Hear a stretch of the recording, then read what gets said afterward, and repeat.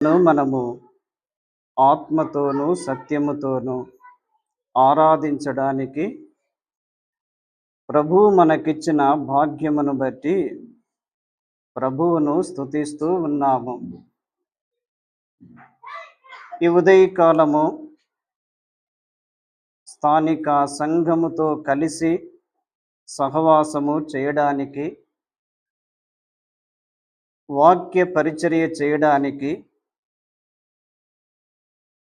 ప్రభువు నాకిచ్చిన ఈ భాగ్యమును బట్టి మొదటిగా ప్రభువును స్తుతిస్తూ, అలాగే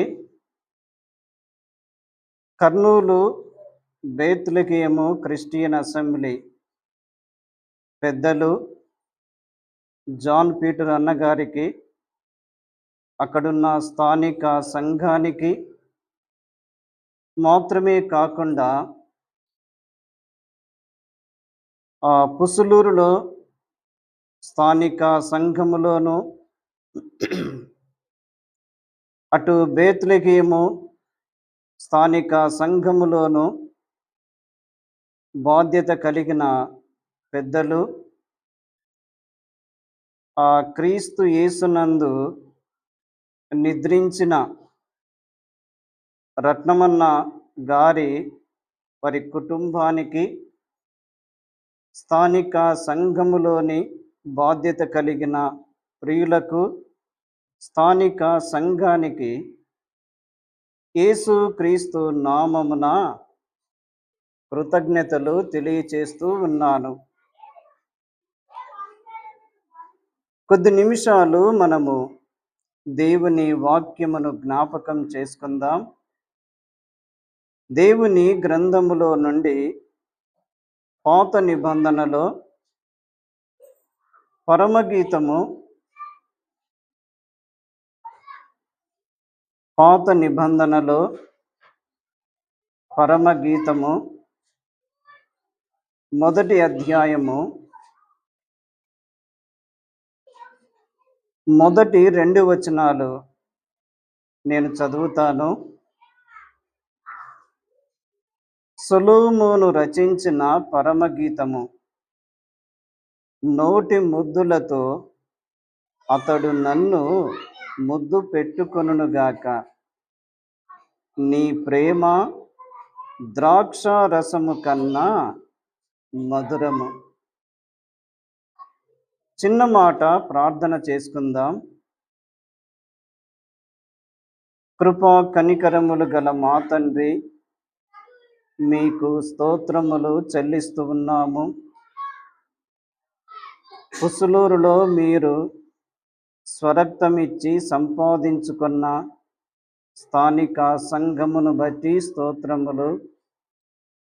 సంఘమును ప్రేమించి నేటి వరకు కాపాడి భద్రపరిచినందుకై స్తోత్రాలు చెల్లిస్తూ ఉన్నాము. నైనా,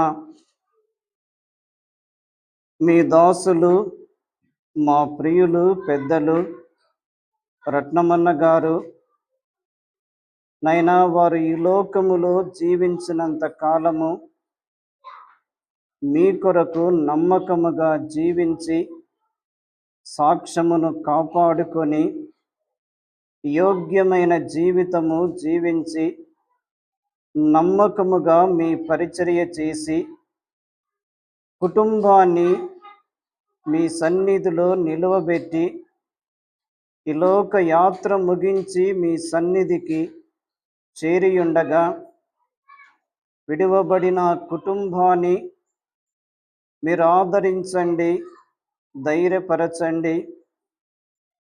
ఇటు పుసులూరు స్థానిక సంఘమును, అటు బేత్లెహేము సంఘమును మీరు ఆదరించి ధైర్యపరచమని మీ సన్నిధిలో ప్రార్థన చేస్తూ ఉన్నాము. స్థానిక సంఘములో బాధ్యత కలిగిన మా ప్రియులను కూడా మీరు బలపరచుమని మీ సన్నిధిలో మొరపెట్టుకొనుచున్నాము. నైనా, కొంతసేపు మీ వాక్యము కొరకై మేము కనిపెట్టుకొని ఉండగా చదువుకున్న లేఖనములు మీరు దీవించి మాతో మీరు మాట్లాడమని, మాకు మేలు, క్షేమము, దిద్దుబాటు, ప్రోత్సాహము మీరు దయచేయమని యేసు క్రీస్తు నామమున స్తోత్రములు చెల్లించి వేడుకొనుచున్నాము తండ్రి. ఆమెన్. ప్రభునందు ప్రియులారా, మనము దేవుని గ్రంథములో నుండి పరమగీతము 1వ అధ్యాయము 1, 2 వచనాలు మనం చదువుకున్నాం. 1వ వచనములో ఏమని వ్రాయబడి ఉంది? సొలొమోను రచించిన పరమగీతము. సొలొమోను ఎవరు? దావీదు కుమారుడైన సొలొమోను. ఈ సొలొమోను బాల్య దినముల నుండి దేవుని యందు భయభక్తులు కలిగినవాడు. బాల్య దినముల నుండి దేవుని యొక్క అడుగు జాడలలో నడిచినవాడు. బాల్య దినముల నుండి తన తండ్రి అయిన మాదిరిని అనుసరించినవాడు. ఒకనాడు సొలొమోను బాలుడుగా ఉన్నప్పుడు గిబియోను అనే ఒక ఉన్నతమైన స్థలము దగ్గర 1000 దహన బలులు అర్పించాడు. ఆ 1000 దహన బలులు అర్పించిన తరువాత సొలొమోను అక్కడ దేవునికి ప్రార్థన చేశాడు. ఏమని ప్రార్థన చేశాడు? దేవా, ఇంత గొప్ప జనమును నీవు నాకిచ్చావు. ఈ జనమునకు తీర్పు తీర్చుటకు న్యాయము కావాలి. ఈ జనమునకు తీర్పు తీర్చగలవాడు ఎవడు? కాబట్టి ఇంత గొప్ప జనము మీద నీవు నన్ను రాజుగా నియమించి ఉన్నావు. ఈ జనమునకు తీర్పు తీర్చడానికి, ఈ జనమును పరిపాలించడానికి నాకు వివేకము గల హృదయము దయచేయమని సొలొమోను దేవునికి ప్రార్థన చేశాడు. సొలొమోను అడిగిన ఆ మనవి, సొలొమోను యొక్క ప్రార్థన దేవుని యొక్క దృష్టికి యోగ్యముగా ఉన్నది.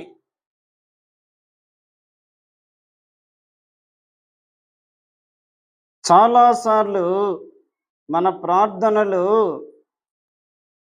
ఏవేవో మనము ప్రభు దృష్టికి తీసుకొని వస్తాం కదా. యాకోబు తన పత్రికలో అంటాడు, మీరు అడుగుచున్నారు కానీ మీరు దురుద్దేశముతో అడుగుచున్నారు, మీ భోగేచ్ఛల నిమిత్తము అడుగుచున్నారు, అందుకే మీకేమీ దొరుకుటలేదు. మన యొక్క ప్రార్థన, మన మనవి దేవుని యొక్క దృష్టికి అంగీకారముగా ఉండాలి. సొలొమోను యొక్క ప్రార్థన దేవుని దృష్టికి అంగీకారముగా ఉన్నందున దేవుడు వెంటనే సొలొమోనుకు జవాబునిచ్చాడు. ఏమని? నీ మనవిని నేను అంగీకరించాను. నీకు జ్ఞాన వివేకములు గల హృదయము నీకిచ్చుచున్నాను. అంతేకాకుండా నీకు దీర్ఘాయువును, ఐశ్వర్యమును, ఘనతను కూడా నేను ఇచ్చుచున్నాను. వాస్తవానికి ఒక వ్యక్తి రాజైన తరువాత తన యొక్క మొట్టమొదటి ప్రయారిటీ దేనికిస్తారు?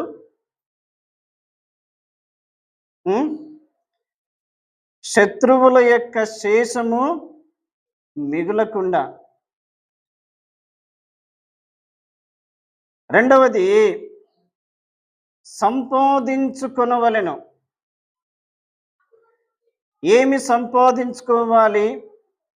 పేరు ప్రతిష్టలు సంపాదించుకోవాలి, ఐశ్వర్యము సంపాదించుకోవాలి, ఘనతను సంపాదించుకోవాలి. నేను ఒక ఉన్నతమైన వ్యక్తిగా కనపడాలి అని ఆ తాపత్రయము ప్రతి రాజుకు ఉంటుంది. కానీ సొలొమోనుకు అటువంటివి ఏమీ లేవు.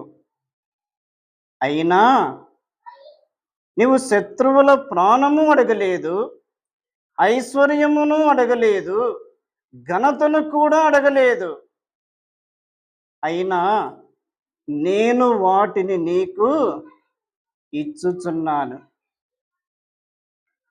మనము అడగక మునిపే మన పరలోకపు తండ్రికి అన్నీ తెలుసు. కాబట్టి సొలొమోను వలె మన ప్రార్థన కూడా యోగ్యముగా ఉండాలి, అంగీకారముగా ఉండాలి, ప్రభువు యొక్క మనస్సును కదిలించే విధముగా ఉండాలి. ఈ సొలొమోను జ్ఞానవంతుడు. సొలొమోను జ్ఞానవంతుడు. చూడండి ఒక మాట, రాజులు మొదటి గ్రంథము, రాజులు మొదటి గ్రంథము, పాత నిబంధనలో రాజులు మొదటి గ్రంథము 4వ అధ్యాయము, 4వ అధ్యాయము 29వ వచనము. దేవుడు జ్ఞానమును బుద్ధిని వర్ణింప సఖ్యము గాని వివేచన గల మనస్సును సొలొమోనునకు దయచేసెను. దేవుడు ఏమిచ్చాడు? జ్ఞానమునిచ్చాడు, బుద్ధిని ఇచ్చాడు, వర్ణింప సఖ్యము గాని వివేచన గల మనస్సు. వర్ణింప సఖ్యము కాని అంటే మనము వివరించుటకు వీలు కానిది. అర్థమైందా? వర్ణింప సఖ్యము కానిది అంటే వివరించుటకు వీలు కాదు. అంటే వివరించుటకు మనకున్న జ్ఞానము, మనకున్న తెలివితేటలు కూడా సరిపోవు. దేవుడు సొలొమోనుకు జ్ఞానమునిచ్చాడు, బుద్ధిని ఇచ్చాడు, వర్ణింప సఖ్యము గాని వివేచన గల మనస్సునిచ్చాడు. అంతేకాకుండా సొలొమోనునకు కలిగిన జ్ఞానము ఐగుప్తీయుల జ్ఞానము కంటే, తూర్పు దేశస్థుల జ్ఞానము కంటే అధికముగా ఉన్నది. ఎందుకు ఈ 2 మాటలు పరిశుద్ధాత్మ దేవుడు మెన్షన్ చేశాడంటే, ఐగుప్తీయులు వాళ్ళు చాలా జ్ఞానము గలవారు. ఐగుప్తీయులు వారు చాలా జ్ఞానము కలిగిన వారు. ఐగుప్తీయులు జ్ఞానము గలవారు, ఐగుప్తీయులు బలము కలిగిన వారు, ఐగుప్తీయులు పరాక్రమం గలవారు. కానీ సొలొమోనుకు ఐగుప్తీయుల జ్ఞానము కంటే మించిన జ్ఞానము ఇచ్చాడు. రెండవది తూర్పు దేశస్థుల జ్ఞానము. తూర్పు దేశస్థులు కూడా జ్ఞానము గలవారే కదా. తూర్పు దేశస్థులు ఆ ప్రభువును చూచుట కొరకై, ప్రభువును ఆరాధించుట కొరకై వారు ఎక్కడికి వచ్చారు? యెరూషలేముకు వచ్చారు. యెరూషలేముకు వచ్చి యూదుల రాజుగా పుట్టినవాడు ఎక్కడ ఉన్నాడు? హేరోదుకు ఆ సంగతి తెలిసి అతను కలవరపడెను. హేరోదు ఆయన ఎక్కడ ఉన్నాడో అది మీకు తెలిసిన యెడల నాకు మీరు తెలుపవలను అని రాజైన హేరోదు తూర్పు దేశస్థుల జ్ఞానులకు చెప్పాడు. కానీ తూర్పు దేశపు జ్ఞానులు వారు దేవుని చేత బోధించబడిన వారై బాలుడైన యేసు క్రీస్తు యొద్దకు వచ్చారు. వారేమర్పించారు? బంగారము, సాంబ్రాణి, బోలము. ఆ మూడు విలువైన వస్తువులు. ఆ మూడు విలువైన వస్తువులలో ప్రతి వస్తువులో కూడా మన ప్రభు అయిన యేసు క్రీస్తు దాగి ఉన్నాడు. తూర్పు దేశస్థుల జ్ఞానము కంటే, ఐగుప్తీయుల జ్ఞానము కంటే మించిన జ్ఞానము దేవుడు సొలొమోనుకు ఇచ్చాడు. కారణం, సొలొమోను దేవుని యందు భయభక్తులు కలిగినవాడు. సొలొమోను దేవునికి లోబడినవాడు. సొలొమోను దేవుని సన్నిధిని ప్రేమించుచున్నవాడు. సొలొమోను దేవుని కొరకై జీవించుచున్నవాడు. బాల్య దినముల నుండి సొలొమోను తన జీవితములో దేవుని కొరకు జీవించుట నేర్చుకున్నవాడు. మనము కూడా సొలొమోను వలె నడుచుకున్నప్పుడు దేవుడు మనకేమిస్తాడు? జ్ఞానమును ఇస్తాడు. జ్ఞాన వివేకములు చాలా చాలా ప్రాముఖ్యమైనవి. మాటలలో జ్ఞానము, క్రియలలో జ్ఞానము, ప్రవర్తనలో జ్ఞానము, చేసే పనిలో జ్ఞానము, ఇచ్చుటలో జ్ఞానము, పరిచర్యలో జ్ఞానము, సహవాసములో జ్ఞానము.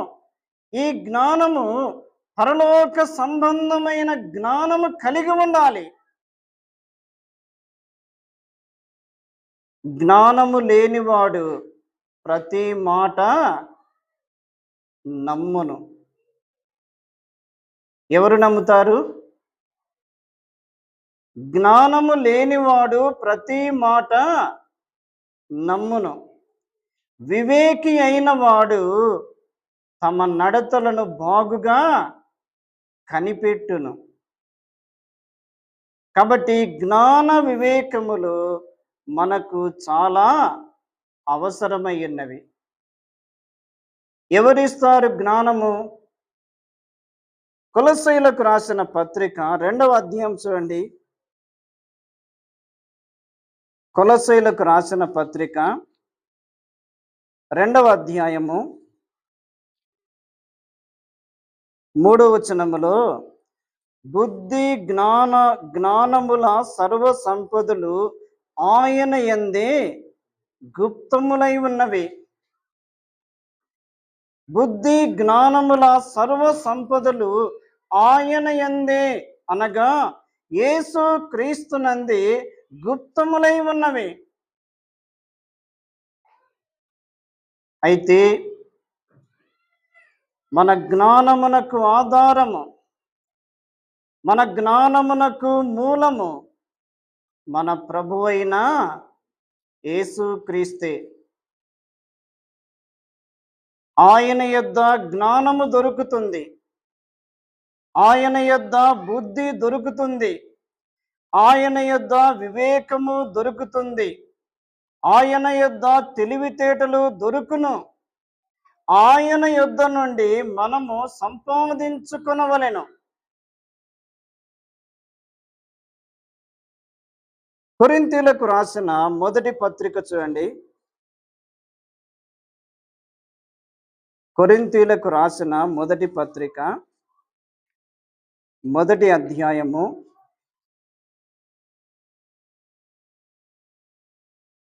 31వ వచనము. అతిశయించువాడు ప్రభువునందే అతిశయింపవలెను అని వ్రాయబడినది నెరవేరునట్లు దేవుని మూలముగా ఆయన మనకు జ్ఞానమును, నీతియు, పరిశుద్ధతయు, విమోచనమునాయను కదా.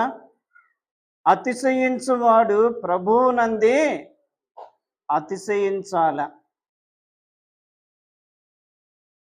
మన అతిశయమునకు కారణము మన ప్రభువే.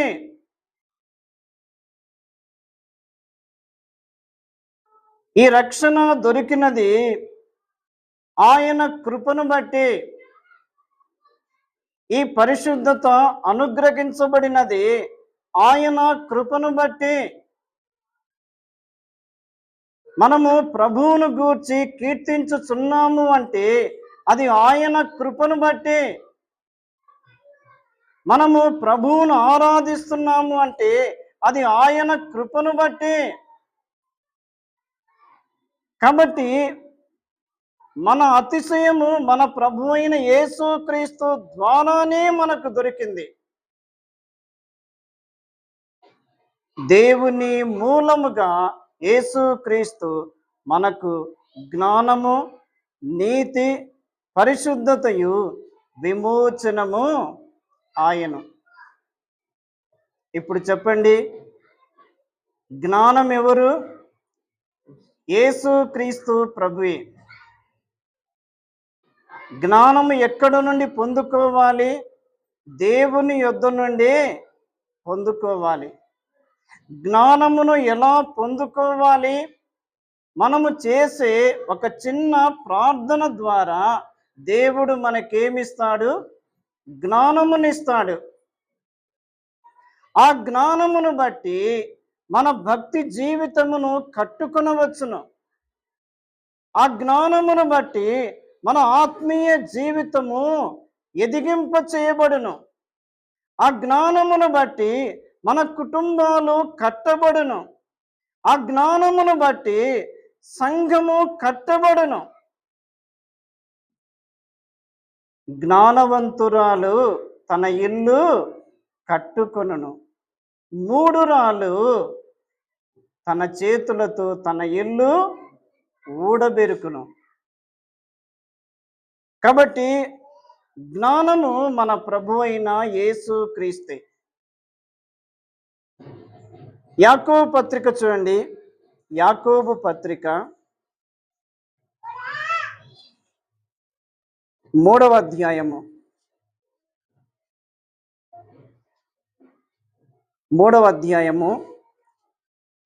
15వ వచనములో,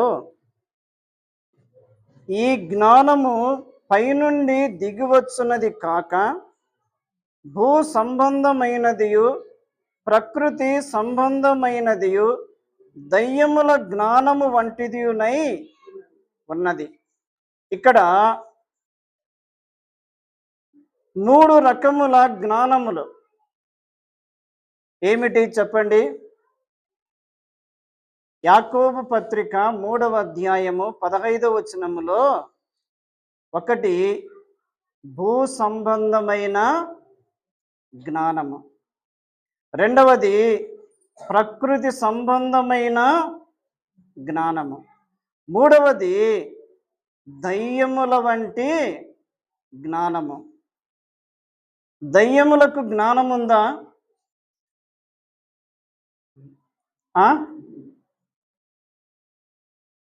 ఉందా లేదా?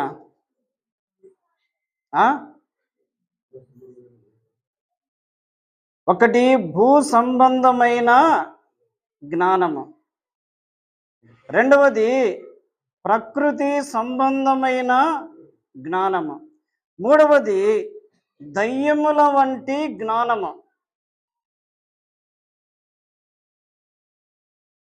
దయ్యాలకు కూడా లేఖనాలు తెలుసు. దయ్యాలు కూడా వాక్యాన్ని బోధిస్తాయి. దయ్యాలు కూడా దేవునికి లోబడుచున్నట్టుగా కనిపిస్తాయి. దయ్యాలు దేవునికి లోబడుచున్నవని మీరు సంతోషింపక మీ పేరులు పరలోకమందు జీవ గ్రంథములో వ్రాయబడి ఉన్నాయని సంతోషించుడి. కాబట్టి భూ సంబంధమైన జ్ఞానము కంటే, ప్రకృతి సంబంధమైన జ్ఞానము కంటే, దయ్యముల వంటి జ్ఞానము కంటే పరలోక సంబంధమైన జ్ఞానం మనకు అవసరము. ఆ జ్ఞానం ఎటువంటిది? అక్కడే చూడండి 17వ వచనములో, అయితే పైనుండి వచ్చు జ్ఞానము మొట్టమొదట పవిత్రమైనది, తరువాత సమాధానకరమైనది, మృదువైనది, సులభముగా లోబడినది, కనికరముతోనూ మంచి ఫలములతోనూ నిండుకొనినది, పక్షపాతమైనను వేషధారణ అయినను లేనిదియునై ఉన్నది. ఇవన్నీ ఎవరిలో ఉన్నాయి? యేసుక్రీస్తు ప్రభువులో పుష్కలముగా ఉన్నాయి. ఆయన ఎవరు? పవిత్రమైన వాడు. ఆయన ఎవరు? సమాధానమునకు కర్తగా ఉన్నాడు. ఆయన ఎవరు? పక్షపాతము లేనివాడు. ఆయన ఎవరు? వేషధారణ లేనివాడు. ఆయన ఎవరు? మంచి ఫలములతో నిండుకొనినవాడు. ఆయన పరలోకము నుండి భూలోకానికి వచ్చాడు. దేవుని యుద్ధ నుండి మానవుడుగా లోకములోనికి పంపబడినవాడు. యేసుక్రీస్తు ప్రభువే అన్నాడు, నాయంతట నేనే రాలేదు, నేను దేవుని యుద్ధ నుండి వచ్చి తిని, నన్ను పంపినవాడు నా తండ్రి. కాబట్టి పరలోక సంబంధమైన జ్ఞానము అనేది మనకు చాలా అవసరము. సొలొమోనుకు దేవుడు జ్ఞానమునిచ్చాడు.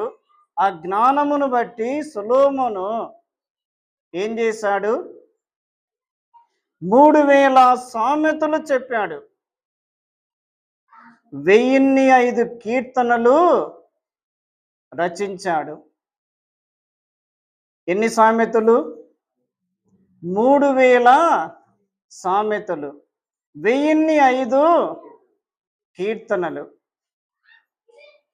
కాబట్టి సొలొమోను యొక్క జ్ఞానమును వినుటకు భూమి అంతముల నుండి వారు చేరి వచ్చున్నారు. అయితే ప్రియులారా, ఆ క్రొత్త నిబంధనలో మన ప్రభు అయిన యేసుక్రీస్తు ఆయన గొప్పతనమును గూర్చి ఒక మాట చదువుకుందాం. మత్తయి సువార్త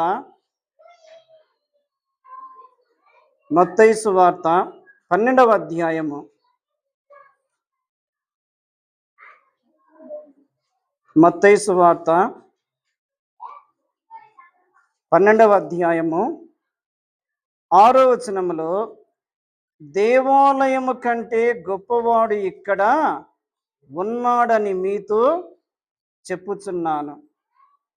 40వ వచనము, యోనా 3 రాత్రింబగళ్ళు తిమింగలము కడుపులో ఎలాగుండెనో అలాగే మనిషి కుమారుడు 3 రాత్రింబగళ్ళు భూగర్భములో ఉండును. నినివే వారు యోనా ప్రకటన విని మారు మనస్సు పొందిరి గనక విమర్శ సమయమున నినివే వారు ఈ తరము వారితో నిలువబడి వారి మీద నేర స్థాపన చేతురు. ఇదిగో యోనా కంటే గొప్పవాడు ఇక్కడ ఉన్నాడు. 42వ వచనములో ఆమె సొలొమోను జ్ఞానము వినుటకు భూమి అంతముల నుండి వచ్చెను. ఎవరు?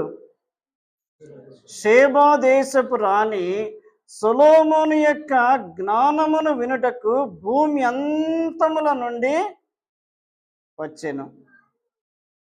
ఇదిగో సొలొమోను కంటే గొప్పవాడు ఇక్కడ ఉన్నాడు.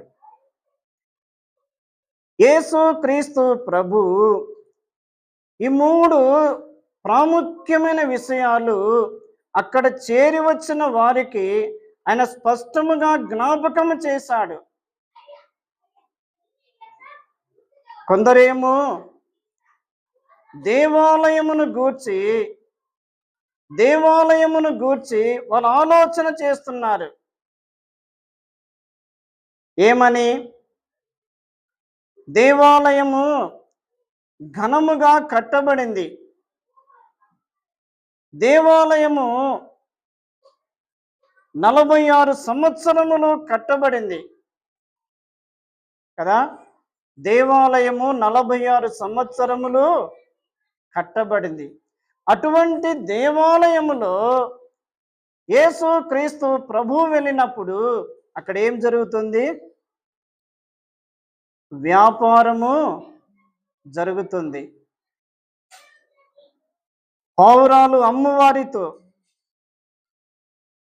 రూకలు అమ్మవారితో ఆయన మాట్లాడుతున్నాడు. నా తండ్రి ఇల్లు వ్యాపారపు టిల్లుగా చెయ్యకుడి, నా తండ్రి ఇల్లును వ్యాపారపు టిల్లుగా చెయ్యకుడి అంటూ యేసు ప్రభు ఏమన్నాడంటే, ఈ దేవాలయమును పడగొట్టుడి, 3 దినములలో దానిని లేపుదును. మీకొక ప్రశ్న వేస్తాను.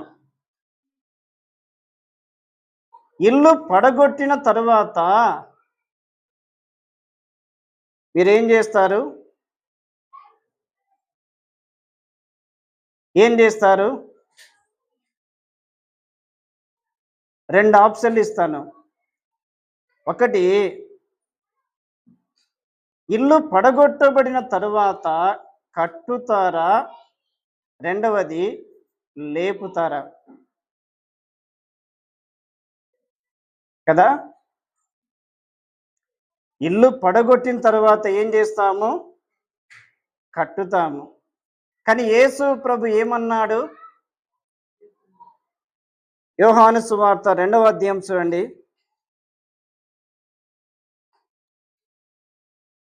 యోహాను సువార్త 2వ అధ్యాయము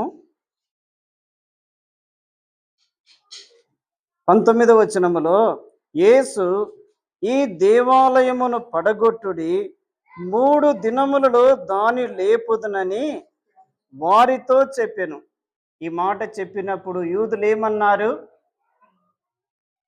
ఈ దేవాలయము 46 సంవత్సరములు కట్టిరే, నీవు పడగొట్టబడిన దానిని 3 దినాలలో లేపుదువా? అంటే యేసు క్రీస్తు ప్రభు తన శరీరం అనే దేవాలయమును మీరు పడగొట్టండి, నేను దానిని 3 దినములలో లేపుదును. అది ఆయన చెప్పిన అంతరార్థము. తన శరీరం అనే దేవాలయము ఆయన పరలోకము నుండి భూలోకానికి పంపబడినది నశించిన దానిని వెదకి రక్షించుట కొరకే, పాపులను రక్షించుట కొరకే, సర్వలోక మానవాళికి ప్రాణము పెట్టుట కొరకే, సర్వలోక మానవాళి కొరకు బలిగా అర్పించబడుట కొరకే ఆయన పరలోకము నుండి భూలోకానికి పంపబడి ఉన్నాడు. ఆయన శరీరము నలగగొట్టబడింది, ఆయన శరీరము గాయపరచబడింది, ఆయన శరీరము మెత్తన చేయబడి ఉంది. దున్నువారు ఆయన శరీరమును బాగుగా దున్నిరి. అరికాలు మొదలుకొని నడినెత్తి వరకు ఆయన శరీరం అంతయు కూడా రక్తధారల చేత నిండిపోయెను. యేసుక్రీస్తు చనిపోయెను, సమాధి చేయబడెను. లేఖనముల ప్రకారము ఆయన మృతులలో నుండి లేపబడెను. లేపబడిన యేసుక్రీస్తులో నుండి ఆయన నీకు నాకేమిచ్చాడు? రక్షణ, పాప క్షమాపణ, నిత్య జీవము, పరలోక రాజ్య ప్రవేశము, సంఘములో చేర్చబడుట. నీ నా హృదయమే ఆయన దేవాలయముగా చేశాడు. నీ నా శరీరమే ఆయన కొరకు దేవాలయముగా చేయబడి ఉన్నది కదా. మీరు దేవుని ఆలయమై ఉన్నారు. మీరు దేవుని ఆలయమై ఉన్నారు. మీరు పరిశుద్ధాత్మునికి నిలయముగా ఉన్నారు. అందుకే దేవాలయము కంటే గొప్పవాడు ఎవరు? మన ప్రభువైన యేసుక్రీస్తు. రెండవది, యోనా 3 రాత్రింబగళ్ళు ఎక్కడ ఉన్నాడు? చెప్పండమ్మా. ఆ చేప కడుపులో, తిమింగలం కడుపులో ఉన్నాడు. 3 రాత్రింబగళ్ళు ఉన్నాడు.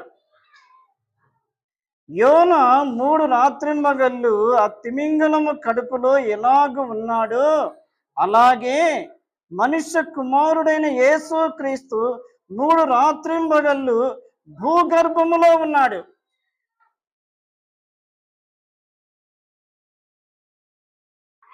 భూగర్భములో అంటే ఎక్కడ? భూమి క్రింద భూగర్భములో ఆయన 3 రాత్రింబగళ్ళు ఆయన సమాధిలో ఉన్నాడు. 3 రాత్రింబగళ్ళు ఆ తిమింగలము కడుపులో ఉన్న యోనా ఒకనాడు ఏమయ్యాడు? బయటికి కక్కివేయబడెను. అలాగే యేసుక్రీస్తు ప్రభు 3 రాత్రింబగళ్ళు భూగర్భములో ఉండి ఆయన 3వ దినమున సమాధిలో నుండి ఆయన మృతులలో నుండి లేపబడెను. యోనా కంటే ఎవరు గొప్ప? చెప్పండమ్మా. యోనా కంటే దేవుడు గొప్పవాడు. ఒకటి, దేవాలయము కంటే గొప్పవాడు. రెండవది, యోనా కంటే గొప్పవాడు. మూడవది, సొలొమోను యొక్క జ్ఞానమును వినుటకు భూమి అంతముల నుండి అనేకులు చేరివచ్చున్నారు. ఆయన జ్ఞానవాక్కులు వినుట కొరకు, ఆయనకున్న స్థితిని చూచుట కొరకు, ఆయనకున్న స్థానమును చూచుట కొరకు, ఆయన సేవకుల యొక్క భాగ్యమును చూచుట కొరకై, ఆ వైభవమును చూచుట కొరకై అనేకులు సొలొమోను యొద్దకు చేరివచ్చుతున్నారు. సొలొమోనుకే అంత ప్రాముఖ్యత ఉన్నప్పుడు ఆ ప్రాముఖ్యత, ఆ ఘనత, ఆ ఐశ్వర్యము, ఆ కీర్తి ఎవరిచ్చారు? ఎవరిచ్చారు? దేవుడే ఇచ్చాడు. కానీ యేసు ప్రభు సొలొమోను కంటే గొప్పవాడు ఇక్కడ ఉన్నాడు. మనము మాటి మాటికి ఆయన పాదముల యొద్దకు రావాలి. ఆయన మాటలు వినుట కొరకై, ఆయన వర్తమానము వినుట కొరకై, ఆయన వాక్యము వినుట కొరకై, ఆయన సందేశము వినుట కొరకై మనం మాటి మాటికి మనము చేరి రావాలి. లూకాసు వార్త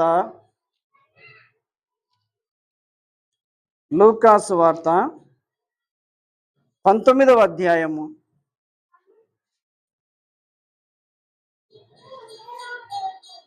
47వ వచనము లేక 48వ వచనము.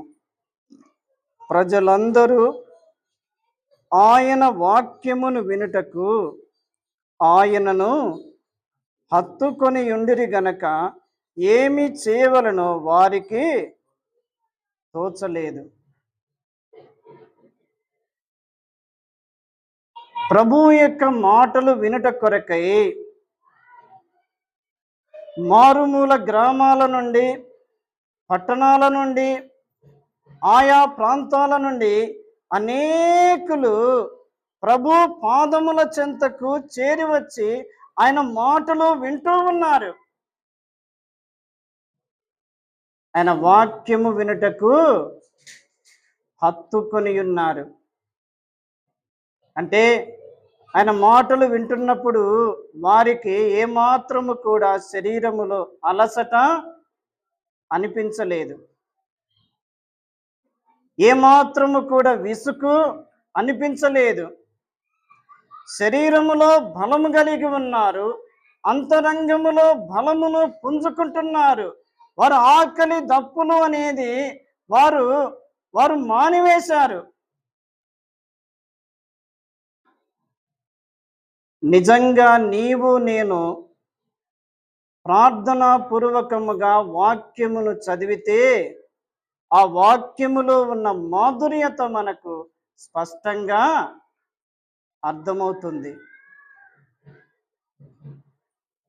కాబట్టి దేవుని యొక్క గొప్పతనము దేవాలయము కంటే గొప్పవాడు, రెండవది యోనా కంటే గొప్పవాడు, మూడవది సొలొమోను కంటే గొప్పవాడు. ఆ గొప్పతనము కలిగి ఉన్న ఆ ప్రభువులో నుండి ఆయన మనకు కావలసినవన్నీ కూడా ఆయన సమృద్ధిగా మనకు ఇచ్చువాడు. నేను ముగిస్తాను. పరమగీతము 1వ అధ్యాయానికి రండి. పరమగీతము 1వ అధ్యాయము 2వ వచనములో, నోటి ముద్దులతో అతడు నన్ను ముద్దు పెట్టుకొనుగాక, నీ ప్రేమ ద్రాక్షారసము కన్నా మధురమైనది. నీ ప్రేమ ద్రాక్షారసము కన్నా మధురమైనది. ఇక్కడ ప్రియురాలు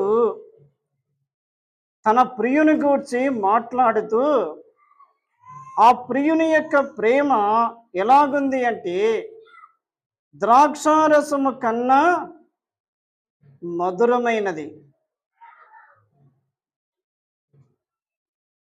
నీ జీవితములో నా జీవితములో దేవుని ప్రేమ యొక్క రుచి మనము చూచామా? దేవుని ప్రేమ యొక్క స్పర్శను మనం అనుభవించామా? దేవుని ప్రేమ యొక్క తాకిడిని మనము గ్రహించామా? అసలు దేవుని యొక్క ప్రేమ ఎంత లోతైనది, దేవుని ప్రేమ ఎంత లోతైనది.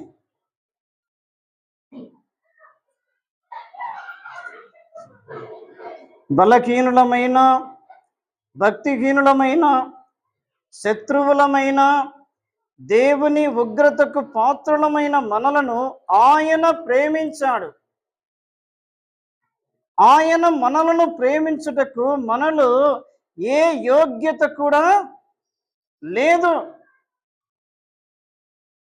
ఏ యోగ్యత కూడా లేదు. ఈనాడు ప్రేమ ఎలా ఉంది? మనిషి యొక్క పై రూపమును చూచి ప్రేమిస్తున్నారు, డబ్బును చూచి ప్రేమిస్తున్నారు, ఆస్తిని చూచి ప్రేమిస్తున్నారు, స్టేటస్ను చూసి ప్రేమిస్తున్నారు. కానీ మన పరలోకపు తండ్రి మనలను ప్రేమించాడు అంటే మనలో ఏ అర్హత లేదు. దౌర్భాగ్యులము, పెంట కుప్పల మీద పడి ఉన్న వారము, దీన స్థితిలో పడి ఉన్న మనలను ఆయన ప్రేమించి తన రక్తము ద్వారా విమోచించి మనకొక విలువను ఇచ్చాడు, మనకొక సహవాసమును ఆయన ఇచ్చాడు.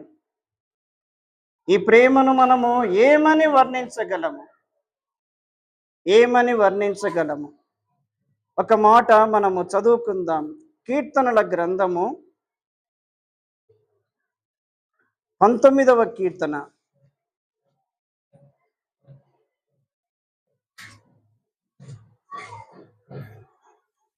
కీర్తనల గ్రంథము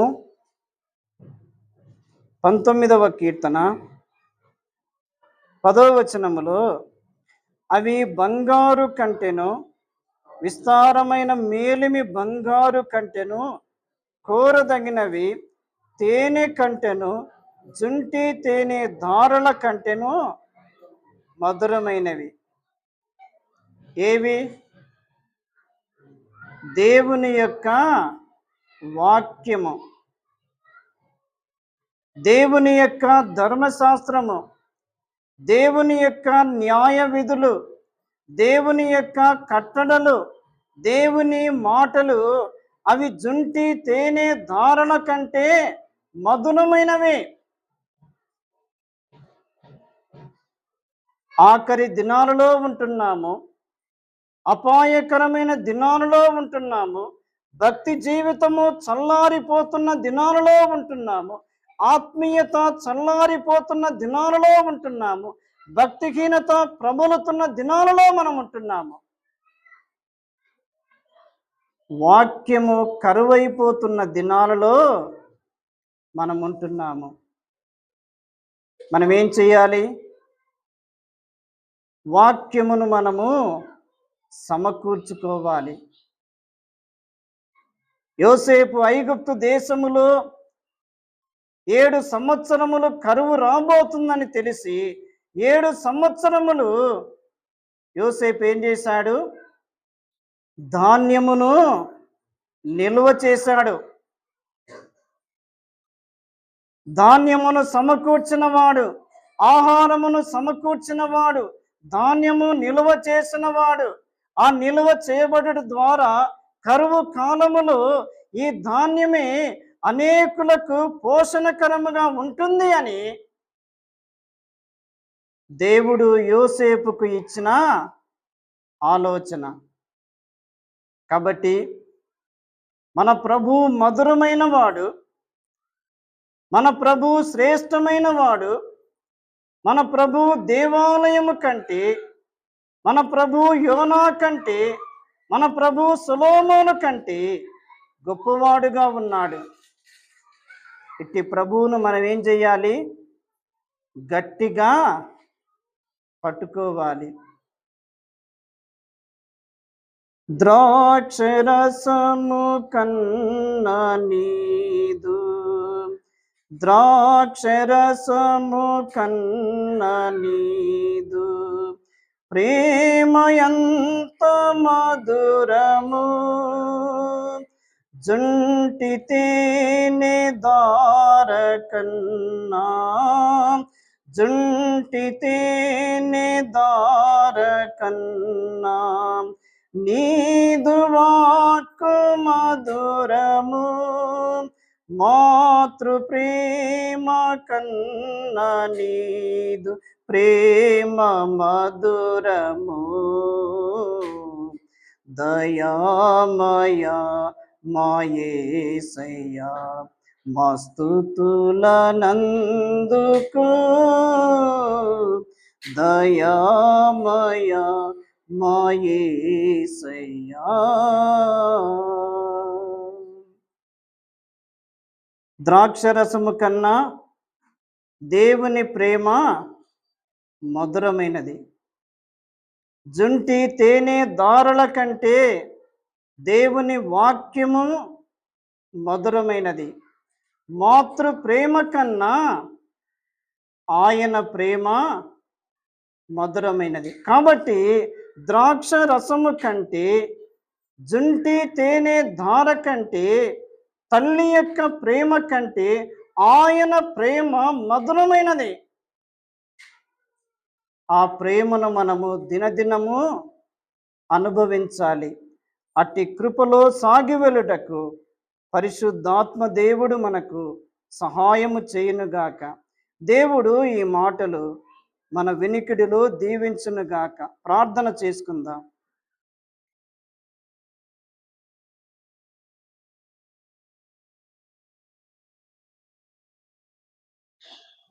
పరిశుద్ధుడవైన మా తండ్రి, మీకు స్తోత్రములు చెల్లిస్తూ ఉన్నాము. నాయనా, స్థానిక సంఘములో మీరిచ్చిన సహవాసమును బట్టి స్తోత్రములు. మీ సన్నిధిలో మిమ్మను ఆత్మతోనూ సత్యముతోనూ ఆరాధించుటకు మీరిచ్చిన కృపను బట్టి స్తోత్రములు.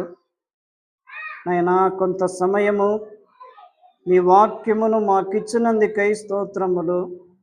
అవును నాయనా, మీ ప్రేమ ఎంత మధురమైనది, మీరెంత గొప్పవాడో మీరు జ్ఞాపకము చేశారు. దేవాలయము కంటే, యోనా కంటే, సొలొమోను కంటే మీరు గొప్పవాడవు. మీ గొప్పతనమును మేము గ్రహించుటకు సహాయము చేయండి.